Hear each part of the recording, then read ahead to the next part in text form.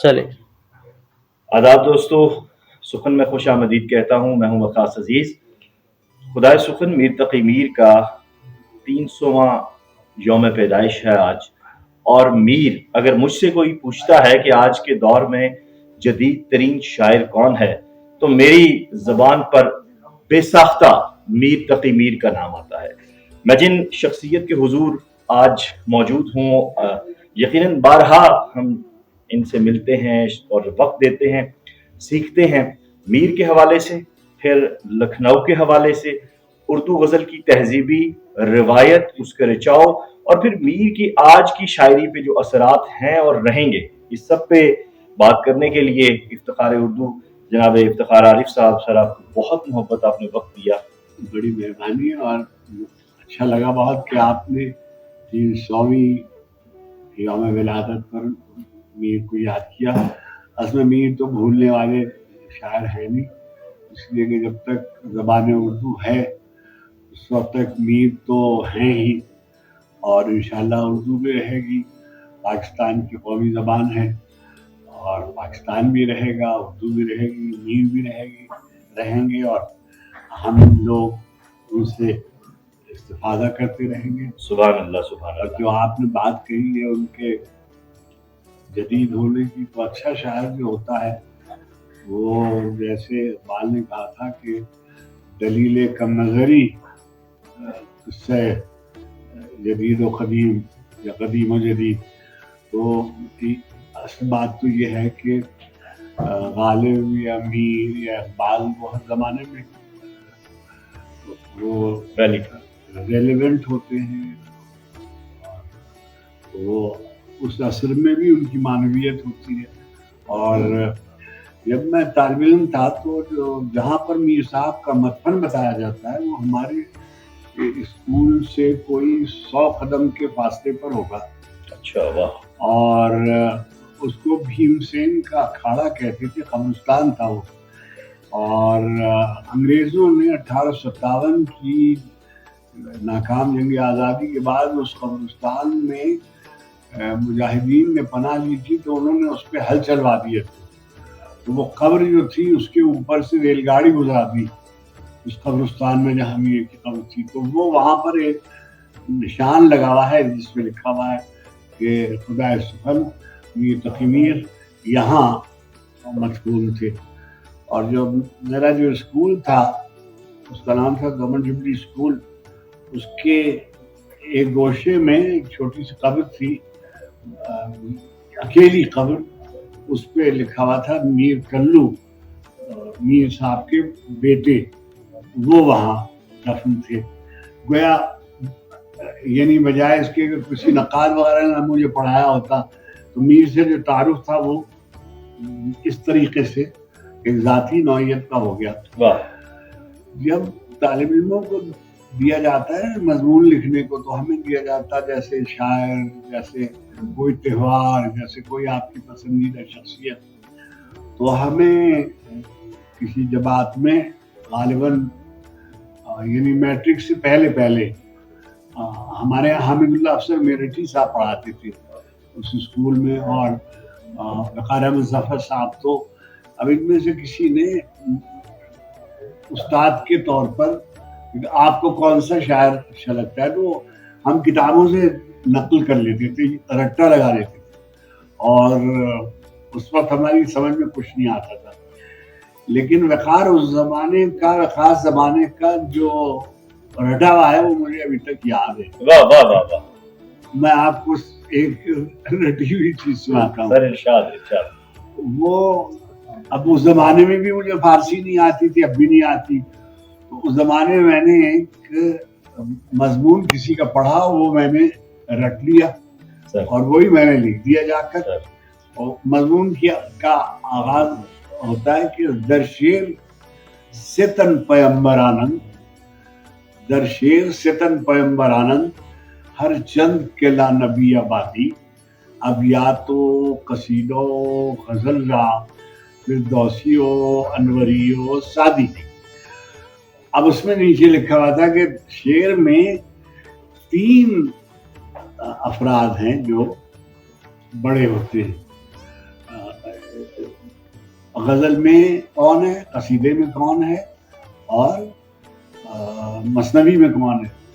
تو پوچھنے والے نے پوچھا کہ فردوسی اور انوری اور سعدی, تو اس نے پوچھا کہ پھر حافظ کا کیا ہوا؟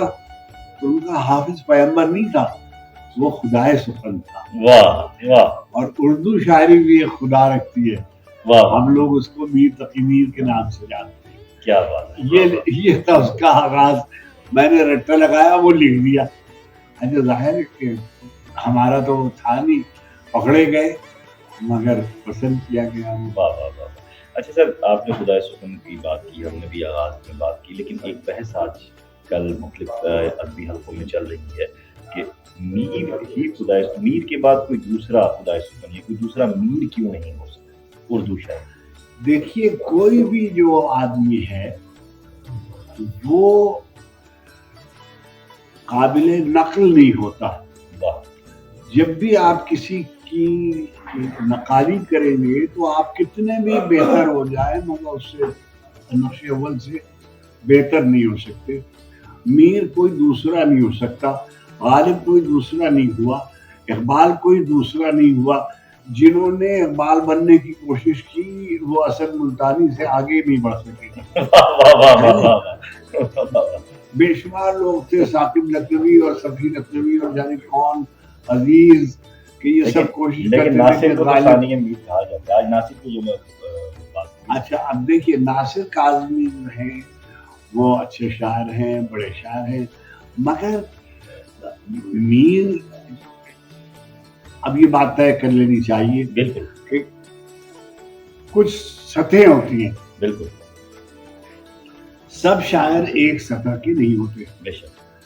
میر اور غالب اور اقبال جس سطح کے شاعر ہیں اس سطح کے دوسرے شاعر نہیں ہیں. اس کو فیض صاحب نے بالکل واضح کر دیا تھا. فیض صاحب کے زمانے میں کسی نے ان سے کہا کہ ہمارا خیال یہ ہے کہ آپ جو ہیں وہ عظیم شاعر ہیں. نہیں, میں عظیم شاعر نہیں ہوں. عظیم شاعر تین ہیں, میر, غالب, اقبال. ہم جو لوگ ہیں, یعنی یہ میں کہہ رہا ہوں کہ جیسے فیض صاحب اور راشد اور میرا جی اور مجید امجد, میرا, یہ جو چار شاعر ہیں یہ بڑے شاعر ہیں, میں یہ عظیم شاعر نہیں ہیں. اس کے بعد والی جو قطار ہے, اگر کوئی درجہ بندی لازم ہے تو اس میں آپ ناصر کاظمی کے شمار کر لیجئے. ناصر ہیں, منیر ہیں, عزیز حامد مدنی ہیں, سلیم احمد ہیں, ظفر اقبال ہیں, شہزاد ہیں, احمد فراز ہیں, شکیب جلالی ہیں. یہ شاعر عام ہیں, لیکن ناصر کاظمی جو ہے وہ فیض نہیں ہے, ناصر کاظمی راشد نہیں ہے, ناصر کاظمی میرا جی نہیں ہے. ظاہر ہے میر ہونا تو واقعی اعلیٰ درجے کی بات. صحیح صحیح. جاتے جاتے سر بہت سی ادبی تحریکیں آئیں, جدیدیت, مابعد جدیدیت, ماڈرنزم, اور اچھا اس میں پھر آپ مطلب 60 اور 70 کی دہائی کے تمام معاملات دیکھیں. آج جو ایک بحث ہے کہ کیا آج کے شاعر پر میر کا اثر موجود ہے, کیا میر اتنا اثر انگیز ہے کہ وہ بہت دور تک مار رکھتا ہے. آپ سر اس بارے میں, یہ آج کا شعری منظرنامہ بھی میرا خیال یہ ہے کہ جو بڑے شاعر ہوتے ہیں وہ ریلیونٹ رہتے. دیکھیے, ہمیں پڑھایا جاتا تھا کہ لکھنؤ میں کہ 5 عظیم شاعر ہیں. کون؟ میر, غالب, اقبال, 3 تو یہ ہو گئے. ترقی پسند تحریک کے آغاز میں نذیر اکبر آبادی کا بڑا چرچا تھا. واہ. کیونکہ نذیر اکبر آبادی کا تعلق عوام سے تھا, خلق خدا سے جڑا ہوا تھا, اور شاید وہ اردو کے شاعروں میں سب سے زیادہ اپنی زمین سے جڑا ہوا تھا. واہ. اس وجہ سے اس کا نام آیا. 5واں شاعر انیس, کیونکہ انیس بہت ریلیونٹ شاعر تھا اس زمانے کا. انگریز غالب آ چکے تھے, بر صغیر سے مسلمان اقتدار جو تھا وہ رخصت ہو چکا تھا. لوگ لٹے پٹے ادھر سے ادھر آوارہ. اچھا, اس زمانے کو, میر کے زمانے کو بیٹے گردی کا زمانہ کہتے ہیں. تاریخ میں اس زمانے کو گردی کا زمانہ کہتے ہیں. गर्दी का जमाना वो होता है जब कोई चीज सेटल नहीं है, गुबार हो रहा है, इधर से मराठे आ रहे हैं, इधर से अब्दाली जा रहा है, उधर से राजपूत जाट और राजा महाराजा जो है वो मुसलमानों के खिलाफ हो गए, तो ये सूरजमल जाट कौन, तो ये गर्दी का जमाना। और सल्तनत मुगलिया जो है वो बाद औरंगजेब बिल्कुल गोया तस्लीम हो गई, उधर अवध कायम हो गया, उधर हैदराबाद में निज़ाम, उधर भोपाल रियासत आज़ाद, तो गर्दी का ज़माना था। चुनाचे मीर साहब अकबराबाद से पहले दिल्ली आए, फिर दिल्ली से लखनऊ चले गए। अब लखनऊ में कुल 92 बरस हुकूमत रही, और वो 92 बरस इसलिए अमन से रहे कि बादशाह जो था वो अंग्रेज रेजिडेंट के मातहत था, उसको वजीफा मिलता था, वो शायरों अदीबों को पैसे तकसीम कर देता था, उसका लेना देना कोई उमूर सल्तनत से नहीं था। गाने सुनता था, मौसीकी सुनता था, मुशायरे करता था, बटेरबाजी होती थी वगैरह वगैरह। तहजीब जो इन्हितात की होती है वो सब थी वहां, इसलिए कि इख्तिदार तो उनके हाथ में था नहीं। मगर चुनाचे अनीस जो थे उन्होंने करबला लिखी और एक बड़े गम में एक अपने गम को छुपा दिया, और उन्होंने अब आजकल जो है क्या सबब है कि हमें इकबाल क्या है, मसलन इकबाल की पूरी शायरी एक मिसरे में अगर बयान की जाए तो वही का ही एक मिसरा है, आतिश रफ्ता का सुराग और खोए हुए की जुस्तजू, है नहीं।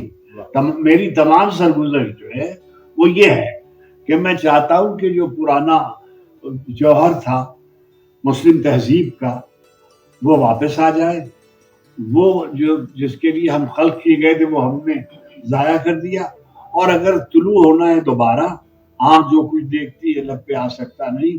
मैं वे हैरत हूं कि दुनिया क्या से क्या हो जाएगी, मगर देखिए इस बहर की तह से उछलता है क्या, गुंबदे नीलूफरी रंग बदलता है क्या। एक मुसलमान मुमलिकत आजाद नहीं थी इकबाल के जमाने में, आज 57 मुस्लिम ममलकतें ही अल्लाह की नेमत है। बेशक ऐसे, बिल्कुल हम एहसास नहीं करते इस बात का। अब ये बात ये है कि आपने अपने आप को खराब कर रखा है। अब पाकिस्तान गलत बना था, सही बना था, इसका फैसला आप इन बदमाशियों से कर रहे हैं। सही सही, यानी ये जो कर रहे हैं, ये जो सबने मिलकर इसका खराबा किया है, इसको आप कह रहे हैं कि ख्वाब गलत देखा था। ख्वाब बिल्कुल सही था, आप उसको हमसे ख्वाब संभाला न गया, फिर आपने इसका हशर बुरा किया हुआ है। सही, वरना कौन सा पोटेंशियल, कौन सी नेमत आपको इस जमीन में मुहैया नहीं थी और नहीं है। सही सही सही, वही जो इकबाल ने कहा था कि आज की हो जो बराहीम का ईमा पैदा आप कर सकती है, अंदाज़े गुज़श्ता पैदा। सही सही, बहुत शुक्रिया सर आपका, आपने वक्त दिया। और जो दोस्त ये सवाल करते हैं कि मीर वैलिड है या इनवैलिड है, उनके लिए मीर साहब के इस शेर के साथ मैं इख्तिताम करूंगा। मौसम आया तो नखले दार पे मीर, सरे मंसूर ही का बार आया। सो इस वीडियो लिंक को ज़्यादा से ज़्यादा शेयर कीजिएगा, अपना ख्याल रखिएगा, और नौजवान दोस्तों मीर को पढ़िएगा अगर तहजीब और ज़िंदगी से इलाका करना है। खुदा हाफ़िज़।